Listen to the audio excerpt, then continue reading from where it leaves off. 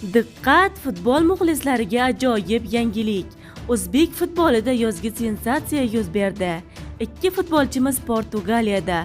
Futbolchilarimiz Yevropani zabt eta boshladi. Videorolikni o'tkazib yubormasdan barcha o'zbek fuqarolari tomosha qiling. Assalomu alaykum hurmatli tomoshabin, kanalimizga xush kelibsiz. Eng tezkor va sport xabarlarini o'tkazib yubormaslik uchun videorolikka like bosib kanalimizga obuna bo'lishni unutmang. Mana xush xabar. O'zbek futbolida haqiqiy portlash. Hech kim kutmagan transfer amalga oshdi. Bizning 2 nafar yosh yulduzimiz endi rasman Yevropa grandida to'p suradi. O'zbekistonlik yosh iste'dodlar Yevropa sahnasida.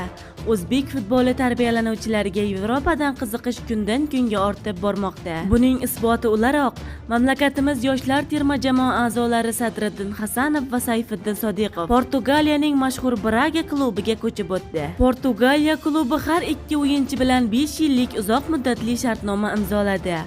Ma'lumotlarga ko'ra, bunyodkor safida to'p surgan hujumchi Sadriddin Hasanov uchun 250 ming yevro, Ahmedov tarbiyalanuvchisi bo'lgan Sayfiddin Sodiqov uchun esa 300 ming yevro transfer badali to'langan. Ushbu iste'dodlarimiz 2025-yili U17 Osiyo Kubogi finalida Saudiya Arabistonini 2-0 hisobida yengib, chempion bo'lgan qahramonlardir. O'shanda Hasanov turnirning eng yaxshi o'yinchisi, Sodiqov esa eng yaxshi assistenti etib topilgan edi.